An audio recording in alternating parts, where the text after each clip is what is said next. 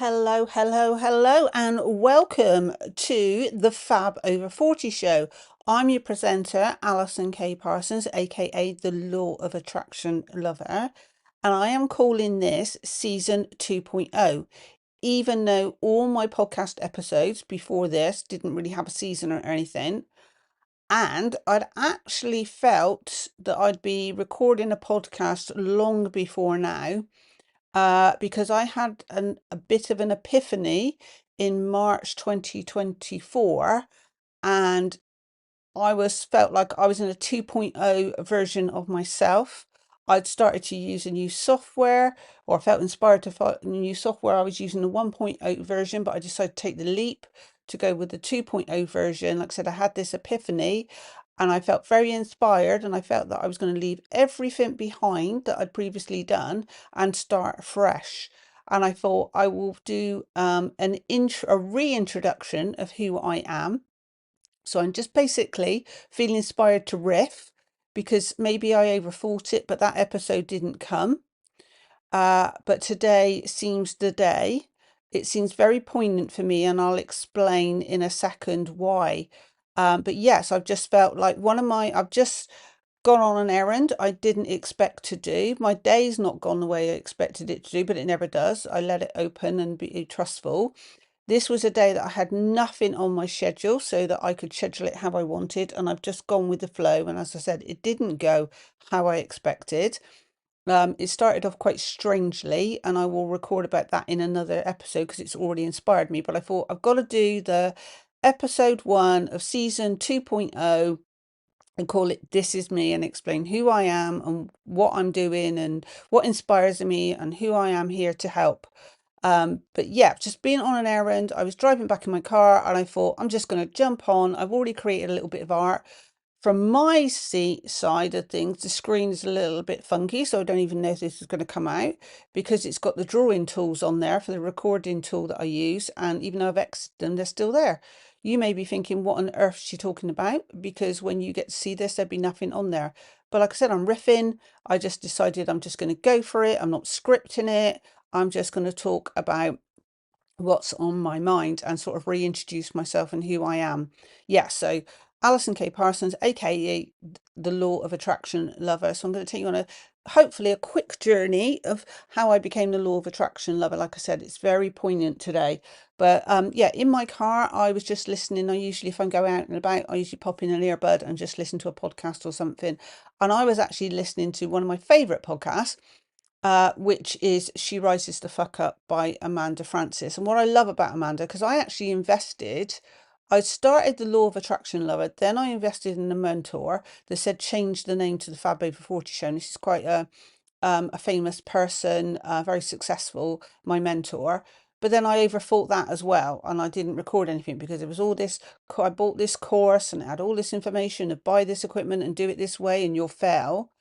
And I froze, even though um, this person has a book, Start Now and Get Perfect Later.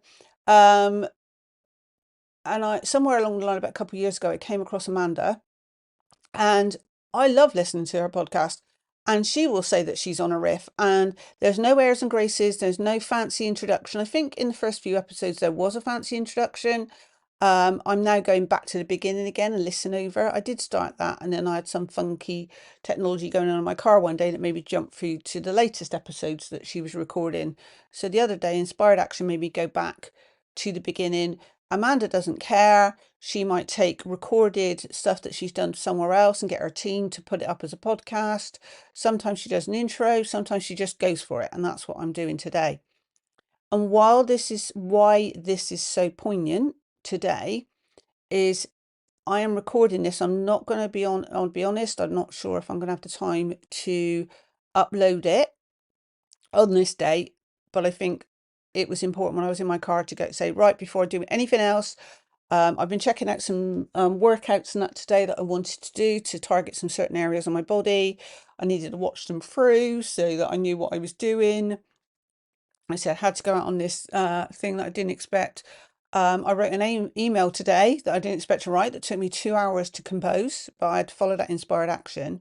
And in my car anyway, I was like, I'm just going to jump on, I'm recording it. And Yeah, so today is the 18th of June 2024. The 18th of June is a very specific day in my life, and I think it was the foundation of the law of attraction lover. Right, deep breath. Because on the 18th of June 2010, me and one of my closest friends and some other people lost an angel. Someone that was so full of life, so much fun, so caring. They had some health issues, but they were an earth angel. They were just an amazing person. And we've had some crazy times out. And we were about to go out for my birthday in May before I went on holiday with a friend of mine to Turkey a couple of days later. And this person was meant to be there, and we couldn't get hold of this person. It was really, really weird. So we went on with our night out, and then I came back from my holiday to be told that she was seriously ill, and that's why she didn't come out.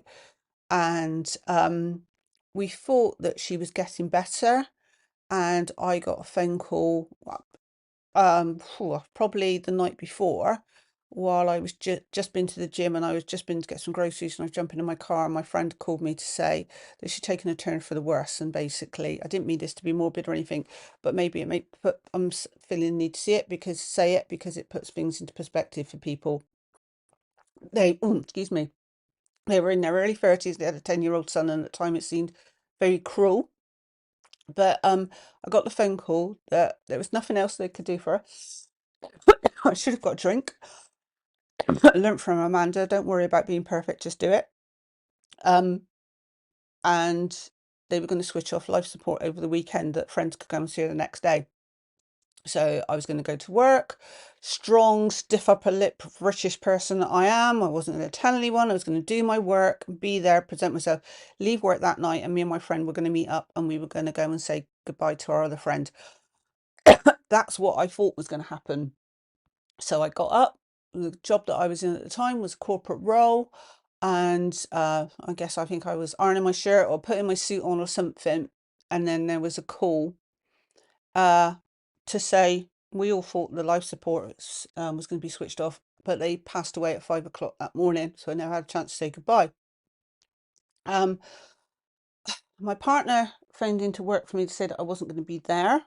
Let's just say a colleague answered the phone that he hated, and they were very cold and distant. And I said to him, "Go." Obviously, I broke down. I sobbed and sobbed, but then I said, "Go to work. There's nothing we can do. You can't change anything." And the way that I was then, and the way I am maybe now, was I felt a bit helpless. I felt a bit hopeless, and I felt for my team at the time that I knew that it was Friday and they were going to struggle. So I had a shower. I didn't put on the business suit. I put on a summer dress because we haven't had a very good summer in England at the moment, but it's a very similar day today. It's very hot and sunny, clear blue sky, that it was that day. I put on a summer dress and turned up for my team. And when I finished the day, I said goodbye to my same colleague that answered the phone, and there was no emotion, there was no nothing. And I was being bullied by that person. That person used to be my boss. I was an adult, I was being bullied in the workplace, and I felt I had nowhere to go because our boss was their best friend, and I'd stepped into, or not stepped into the role, I'd applied for that person's role that was now my boss when there was a restructure and they'd gone higher. Don't think I've really spoke about this much publicly, but yeah, they were best friends. So I was being bullied by this person, gradually, cleverly, and intimidated, and I started to lose my voice, and I didn't feel I had nowhere to go and anything to say. I also was having estranged relationships with my family, my parents, and one of my children. The parents kind of thing, that was because I don't know if people can relate to this. From a very young age, I become a people pleaser, doing what other people wanted to try to please them. But I learn't now that you can't, even, no matter how much you change stuff, you can't please certain people. And this was a little bit relevant, but maybe that's a different episode for a different day, because something that I just inadvertently heard on telly yesterday, and it made me think, and I thought, yeah, I need to talk about that. But now's not the time. But yeah, I became, and then when I actually started to stand up for myself and stand into my power, those people didn't know what to do with that. And they went into some rote behaviors of control and anger, and I wouldn't respond to it. So I felt no more. Um, I'm done, and that led to us not talking for a while. So I'd lost this friend. I was being bullied. I was in a job I hated. I had estranged relationships. And I was just thinking, I'm a good person. What the hell is going on? Why is all this shit basically happening to me? And then so the next day I was really angry and upset about losing my friend and everything that was going on. I was having a right pity party. And I don't know if you believe in God or the universe or whatever. I don't even know what I did. I'm sat in the same spot now, funny enough. I shouted at the wall, the telly, or anything, saying, I can't take any more of this. Like, please help me. Or I feel like I'm just so overwhelmed. I want to be, I'm being honest now. I'm out of it. I kind of think I can't take any more crap. And literally, I heard this voice, and yeah, I'm being really raw and now, and I didn't expect to go this deep when I was in the car just now. I heard a voice say in my head, I just instantly, this peace calm came over me and said, go and get the article that you hid away. So several weeks earlier, I'd found a double page spread in a newspaper. I don't even read newspapers anymore. And I wanted to read it. And it was a Sunday paper. And me and my partner were going out later that afternoon. He was like, you coming, you ready? And I was like, yeah, yeah. So, and then the next morning, it was recycling day. So we are going to put papers out and everything. Something made me think, keep that article. So I put the rest of the recycling out, but I kept the article, folded it up and put it away somewhere. And I completely forgot. And it's like I was driving home just now, and I'm in a really good energetic place at the moment. My vibe is right. I'm seeing lots of signs. I'm attracting lots of things effortlessly. And I felt that I had this epiphany in March this year, and I should be doing these certain things. And then life got busy. I think sometimes life gets busy on purpose because it's saying now's not the time. I feel like now is the time to grow and do whatever I need to do and get back into podcasting. So I have been doing stuff. I've been doing the occasional blogging. And you might want to refer to one of the previous episodes that I did, which was episode 11 of season 00 nothing, because it wasn't title season, or it could be season 1, I suppose, because this is season 2.0.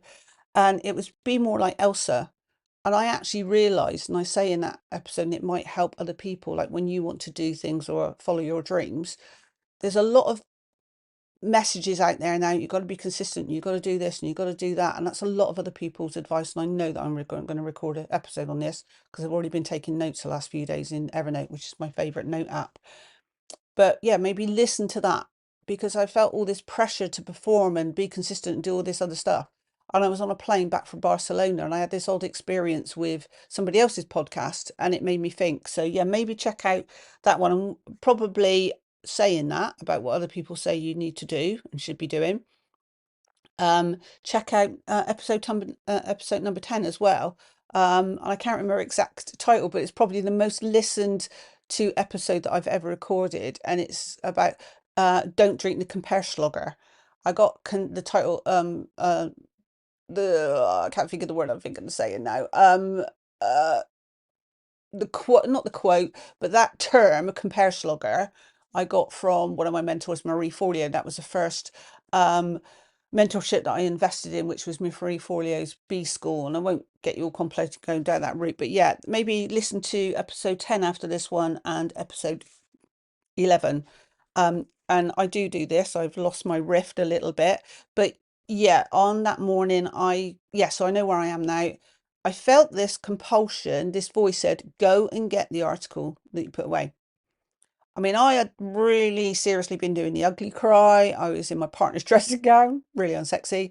And I got up like a zombie and walked around and like, I don't even know where that article is. And it was like somebody had touched, I'm doing it now to myself. It felt like someone had touched my face and pushed it and made me look at a pile of books.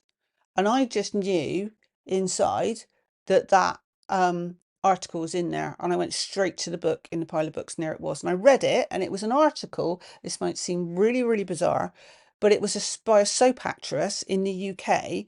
And the title was something like, I Made My Dreams Come True by Post-it Notes. And she was saying that she'd read this book and she made these post-it notes and stuck them all over the house. And I know that my partner, and I think I have referred to this a little bit, like, that I just felt I couldn't do that because he would, I mean, most people think I'm a freak anyway, and I'm quite happy with being a freak. Um, but they love me for being, some people love me and hate me for being a freak, and he loves me for being a freak. Um, but I really felt that would have stepped over the mark if I started sticking post-it notes with affirmations on, or little quotes all over the house and all over the bathroom mirror. But that's what she did. And it manifested a lot of things to her. Like, she wanted to be on a reality show. I think it's Dancing on Ice in the UK. I don't know if it's any, in the US or anything, because I know I have people listen to my podcast from the US. And she not only got on it or was contacted, she won it or something. So the book was The Secret by Rhonda Byrne.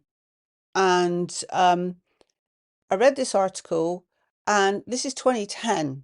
So I love books, and at one point I didn't drive, and I used to have to get on a bus and go to a local town to go to a Waterstones and buy books. And which is funny, and I'm going on another tangent talking about Amanda Francis. She said that she went to a bookstore and a book literally fell off the shelf, like in front of her.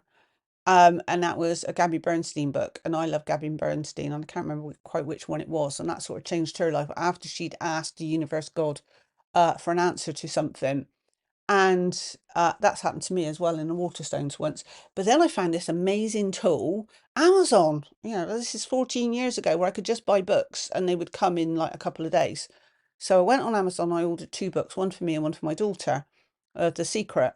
And I was so excited about it. So I'd gone from grief to exhilaration. I felt so excited. I don't know, I couldn't even explain it why, but I knew something was about to change, and my whole mood and my energy just uplifted. But I'd lost a friend, but I felt um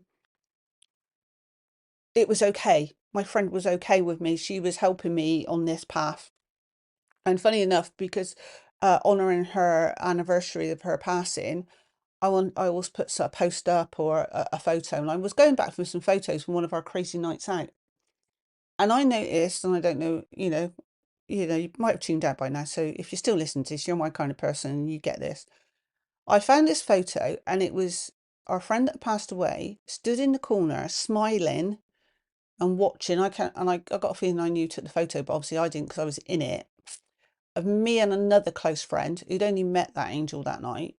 Because I'd invited them out together dancing, and there is an orb on the top of, just above my head and just on the top of my friend's head, with our angel friend watching us dance, smiling and clapping, like holding her hands, clapping. I think she was.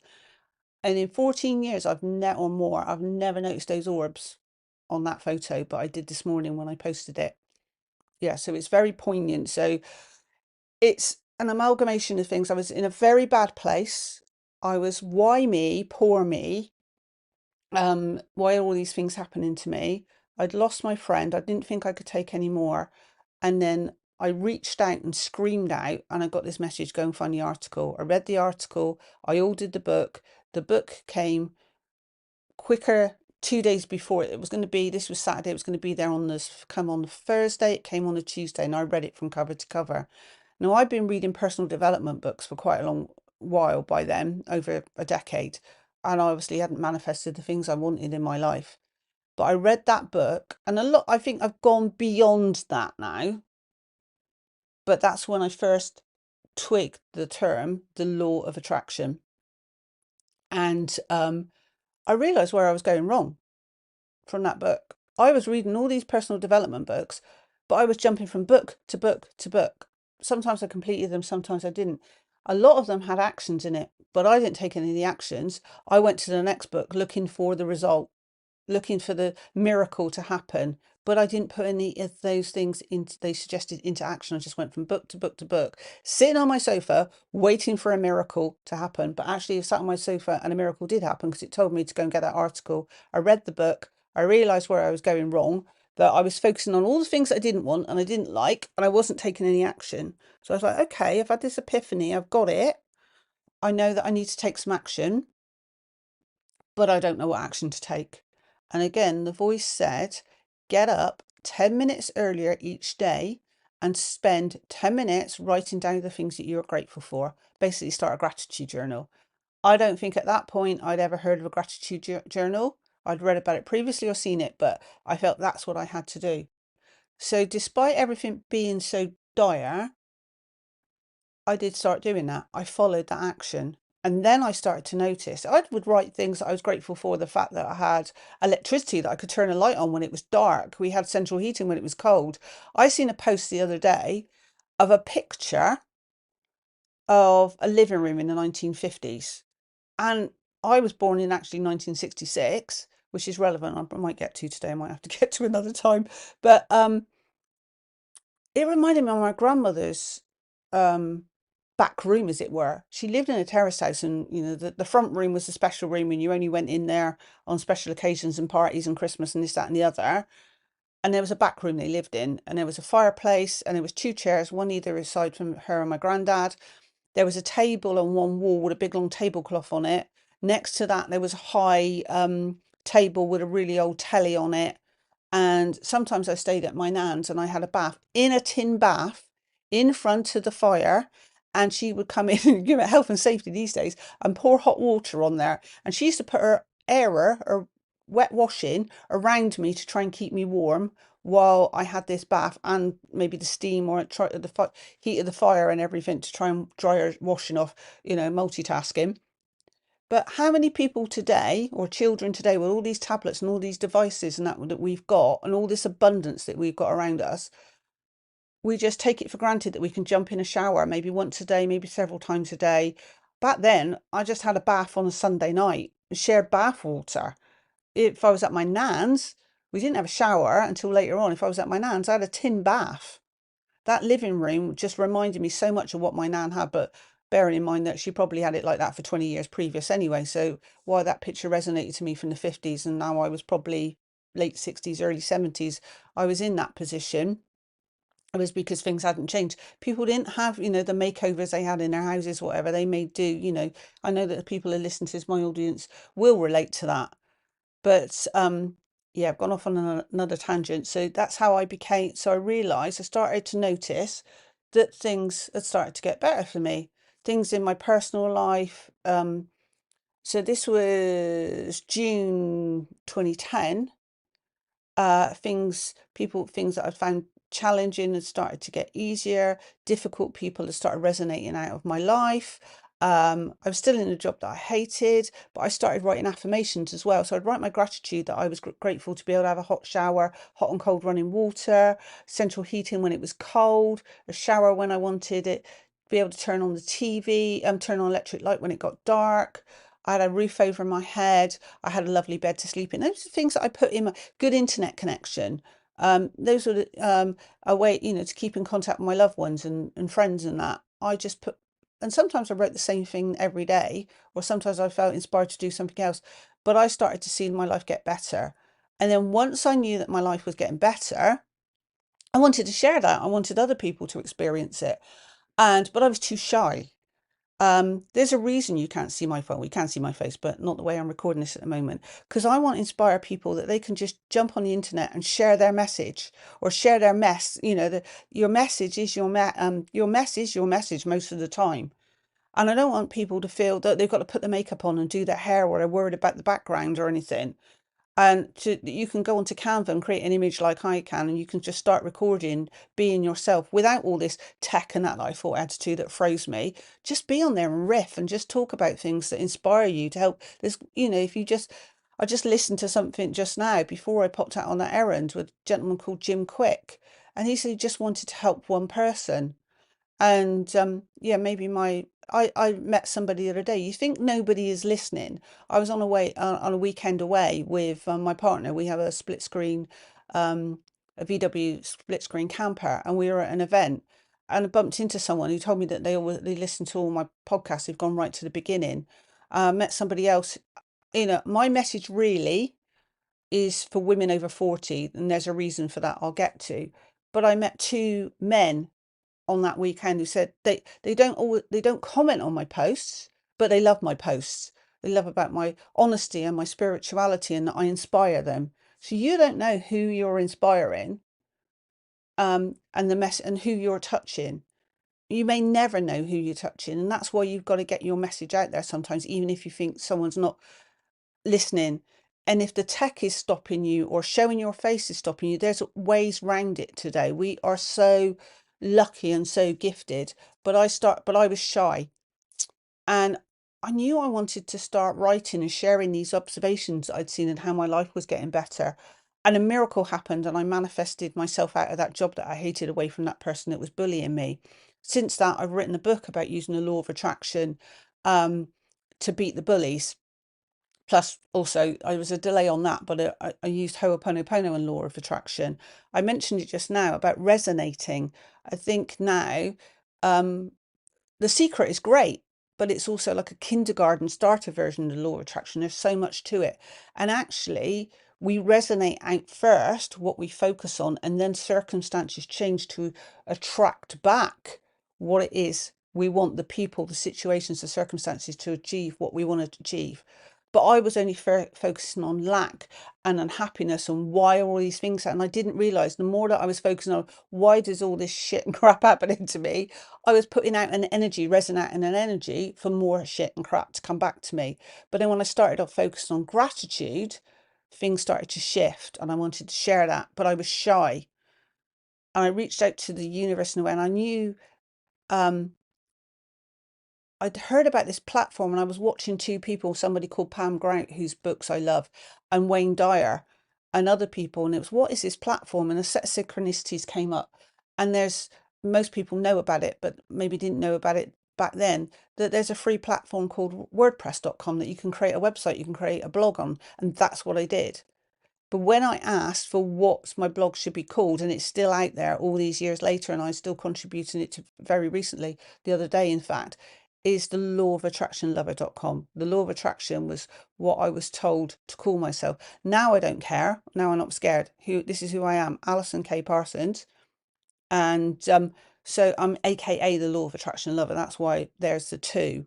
But yeah, so that's what happened to me. That's how the law of attraction lover came about. I just wanted to write blog posts to inspire people that they could change their life as well, more positively, by using the law of attraction and focusing on what they want instead of what they don't want. And I would just riff and write about things.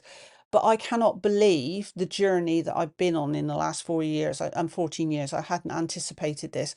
I'm not going to tell you all of that today, but when I talk about this is me, what happened was that I always wanted to be self-employed, and I created a goal card inspired by Brock Proctor, who was featured in the film and the book The Secret, and I resonated to him. And he said a couple of things that changed my life.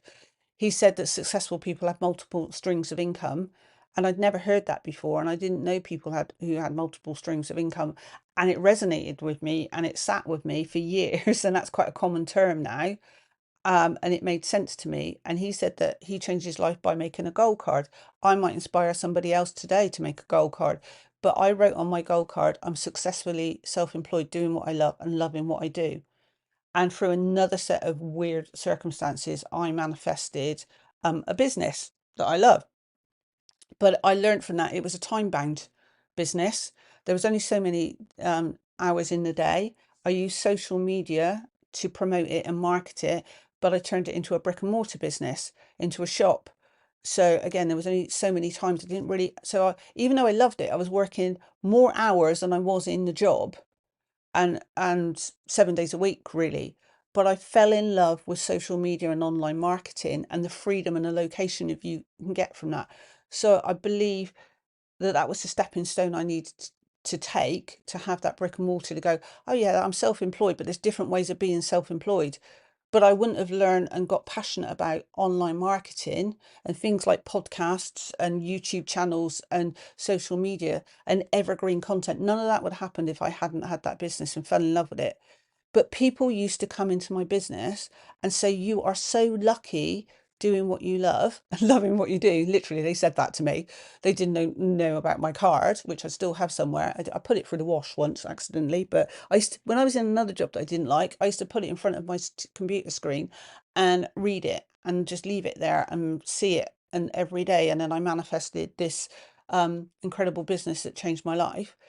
But people came to me and said that I was really lucky, I was doing what I loved, um, and that they would almost immediately write themselves off, saying that they had no talent, they were too old, things like that. And then I'd like start riffing on them and getting passionate about, we are living in this fantastic age where you can do anything you want. And they were like, yeah, but I've got this job and I can't give up this job and I got commitments with my family and I've got no time. And I started to see that they thought they were too old, that they thought it was an all or nothing kind of game. And I learned from Marie Forleo that she had 3 part-time jobs while she was building her life coaching business. And she's one of the top life coaches in the world. She's been interviewed by Oprah. But that's what I used to say. Check out Marie Forleo. Go on Marie TV. She worked 3 jobs. You can do this in tiny pockets of time. We are living in the best time ever because we have so many free tools to us available to us now. We can start a business in tiny pockets of time and it doesn't cost anything, and age is irrelevant. And a lot of them were writing themselves off that they were too old, but they were at least a decade younger than me. Like I mentioned earlier, I turned 58 last month and I'm just only starting my life, and I'm more excited and more passionate about where I am now and what is yet to come. I feel like I'm only just getting started. We're all getting started what we've got available to us. And then I would go on to this kind of where they wrote themselves off and say they had no talent. And this is just so weird because I only heard this earlier today. And this is what I was saying to people, well, 5 years ago, probably more than that. And I used to say, but do you love cooking? Do you love gardening? And they become animated to go, oh yeah, I love cooking. One particular woman, it stuck in my mind. She went, oh, absolutely love gardening. It's just my release when I come home from the job that I hate. I just love going, pottering around in my garden or just sitting in my garden with a glass of wine. And she became animated, and I went, well, I get you sitting in the garden and appreciate it, but I hate gardening. I hate cooking, to be honest. And they always looked at me really surprised and shocked when I said that. Yeah, I love food and I love sitting in a nice garden and appreciating flowers and whatever, but I don't want to do it. But I was trying to prove that everybody has got something they're passionate about, and they probably know brilliant tips about gardening that they could just record. And I used to say, just go on social media. Don't tell anybody what you're doing. Just go on social media and just it's gone out of my mind now. Russell Brunson, someone I admire, and it really helped me. And it's actually his software, ClickFunnels 2.0, that I'm using. So I've used the classic version, it's called now, the 1.0 version, to build things I wanted to build online that creates passive income or creates income 24/7, even if I'm not on it. But that was my dream that I evolved to. He calls it the reporter. You just report on your life and just tell people where you're at and be honest. There's always somebody a chapter behind. You're already somebody a chapter ahead of somebody else. You are doing what they love and they want to learn from you, and you're doing the world a disservice if you don't put it out there and show them. And all you got to do at the beginning is go on Facebook and go on Instagram or TikTok, whatever it is this day and age, or whenever you're listening to this and the new thing that comes out, is just do posts that you feel inspired to do. And I know someone that might listen to this that they've just moved recently. They've taken a big leap and they've moved to a different area and they're living in this beautiful part of the country, and they love hiking and walking. And you might be listening to this and you know that I'm talking about you. But they just they do little posts about their hikes, and back along I know they were doing posts about how creating their own energy gels or kind of thing for their hikes. And then they got out of their pattern of their hikes because of their work commitments, but now they put themselves first and gone back into that, and they're renovating a house and a garden and they take pictures of their garden. I know somebody else that's sharing their art and they love gardening as well. And people see, I seen put a picture of a plant out that I seen the other day in a garden centre, and I know I say I don't really like garden, but we've got a little one, and we're like, well, little bits of like raised beds we just sort of want to renovate. And some of our plants have died, and unsurprising with us as their parents, as it were. But yeah, strangely, this what we called curly tree has died over the winter, so we were looking for replacements for him because it looks like he's not coming back. And I seen this gorgeous plant that had bees all the way around it, and I took a little video of it and put it up, and it had a lot of interaction, and people were talking about it. And does anybody know what this plant is and how to look after it? There's people out there that know how to look after that plant. There's no people out there that know how to cook the perfect pasta sauce. You can do a little video and talk about that, but then you could create a club that you can actually start monetizing, that people will pay a subscription each month to come in and get those tips, and you can record those little videos. I've just helped a client and a friend just create their first podcast, and they're loving it. And it's called the Sharon Shit Show. And I've helped them buy their domain name, and they're making a TikTok channel. At the moment, they're on YouTube and on Spotify. I haven't caught up with them to get them on Apple at the moment. And I've seen somebody the other day that people actually put out a load of thanks to me, and she didn't have to, because I'm just so passionate about it and I loved it, doing it and helping her. And I'm helping somebody else build a website for that. They said that I inspired them by talking to them, funny enough, in my shop, that I infused them so much they immediately went home and got a domain name and started a website for their handcrafted cat related cards. And I'm helping them at the moment. And 5 years ago, I couldn't have done any of this. And like I said, I'm 58. So if I can do it, anybody can do it. And I'm now passionate. So I was passionate about helping these people that were writing themselves off, that are usually over 40. So I'm not opposed about helping men, because I have helped a couple of gentlemen. But yeah, so it was inspired. So they do advise that to have a niche, and my niche was helping all these people, women, intelligent, creative women that were writing themselves off, over 40, that were younger than me, and thinking, well, if I can do it, they can do it. And we've got so much available to us today, free of charge. It doesn't have to, it's not a be all and end all. It's not like we have to have a job and we can't have a business, or we've got to have a business and can't have a job. We can start it tiny. And I will record another episode of some people that I was listening to. So what I refer to about the gardening thing, that was something that just came from me, and I used to advise people in my shop or suggest to them years ago. I actually heard a gentleman, Dean Graziosi, who I love, we're actually talking about somebody that has monetized their passion for gardening. So there you go, there's a living proof of it. But yeah, this is me. I do go off on tangents. I'm not going to apologize for it. I embrace who I am. But what I realized recently, funny enough, talking to the person who created the podcast, Sharon Shit Show, I advise checking that out. Oh, the backstory of the lady with the cat cards, that's incredible how she came about doing that. Um, yep, there we go. Forgotten again. Oh yeah, I just started to notice that there are people in, say, supermarkets and other multi-purpose stores that we have, superstores, that looked like they were over 65, but they were still working. And if they're working because they don't want to be at home, or they like the company, fair enough. But it just started me to think, are these people working because they can't afford to stop working? But there can be a way. You could start today, you could start early as possible, you could start as late as possible, you could be in retirement, but you could start creating an income, multiple streams of income from different things, from podcast, YouTube, courses, all sorts of different things that I talk about in previous episodes and I'll talk about in future episodes, that can actually take that financial pressure off. Or you can retire when you want to retire. You can retire secure and happy, location free, doing what you want. And then when I first met up with Sharon to help her create her podcast, and I started to observe these people in these certain scenarios and wonder, I bumped into, well, I didn't bump into, I was at a supermarket buying some groceries, lovely lady serving, and I think I've talked about this already, but she was talking to the gentleman that she just served and apologized for delaying me. And I said, no, it's fine. And she had a really lovely energy and she's laughing it off. But basically, her beloved cat wasn't very well and she'd incurred um, thousands of pounds, or a couple of £1,000, I think it was, in vet's bills. And she didn't have any spare money and didn't know how she was going to pay for those vet bills. But she loved that animal. And she just laughed it off and went, well, I'm just going to have to get another job, or I'm just going to work harder or do more hours.